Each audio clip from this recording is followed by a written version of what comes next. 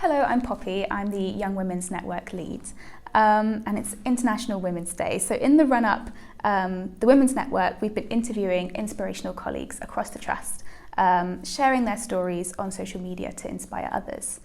All of the women that we've spoken to have achieved incredible things in their careers, but yet a common theme that has been emerging is their experience of imposter syndrome. Is imposter syndrome something that you've experienced? I would probably say it's only in the last couple of years that I've not felt like an imposter, if that makes sense. So, and I think as women we're really hard on ourselves. Probably after about 5 years of being a registered nurse on a ward, I went on to be a stomal therapy nurse. I worked in a nurse practitioner role. I worked as a ward charge nurse, and then sort of deputy director of nursing, and then and then came to the UK.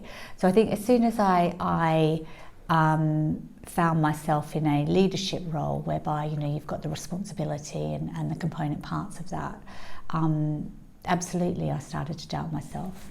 Are there any examples of when you felt that way? So I remember really clearly when I started in Salisbury as chief executive. I felt a bit like Alice in Wonderland. Like I felt like I had this big chair, but I felt like I was this big and my legs were swinging.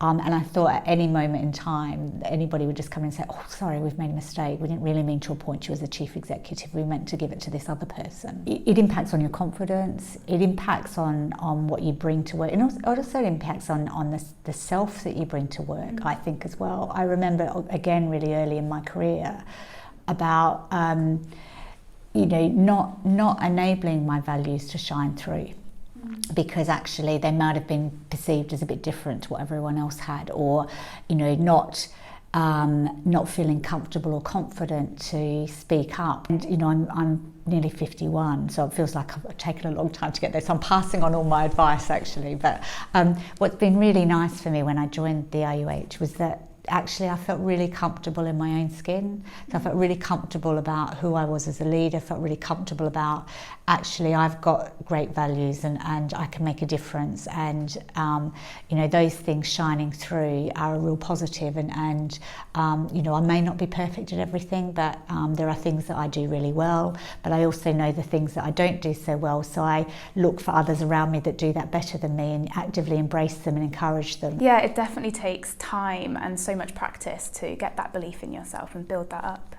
It's really empowering actually, because I think we sometimes, I know myself, I would always worry about showing weakness or not knowing the answers and things like that, and over the last 10 or so years I've gradually been gaining my internal strength around that, if that makes sense. So who are your role models? The conversation that I remember that has been the most impactful on me was the conversation that my father had with me when I was about 8. So, 43 years ago. He said to me, "Well, I won't be able to give you much, but I will give you an education, and then you can be whatever you want to be." That was a massive conversation. So I'm 5th generation Australian. So my dad was 4th generation on the farm. So he was a farmer, and most ambition in the community was to kind of grow up and marry a farmer, basically. And the fact that he saw and wanted to offer me something different, but also really recognised that girls could be whatever they wanted to be as well. As you were building your career, did you have role models in leadership positions? Early in my career, it was male chief executives that I worked with actually when I was coming up through my nursing career that absolutely had conversations with me about the potential that I had. So that's why I feel really strongly about women lifting women. We have in my position, I have a huge responsibility about creating space and encouraging the people that are coming after me. Yeah, that's why we've got our Young Women's Network, our Women's Network, all the incredible staff networks. They're really beautiful spaces where you can feel really empowered, being with like-minded people and having that support.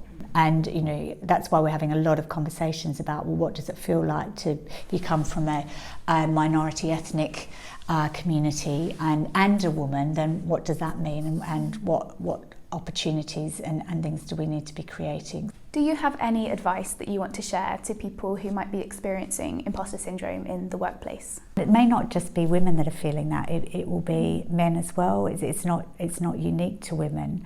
I think the key thing that I would advise is talk about it, because actually what you'll find is, as we've discovered today, everybody has moments where they feel like that. It's completely normal. It's completely normal to doubt yourself. Thank you so much, Cara. It's been such a pleasure.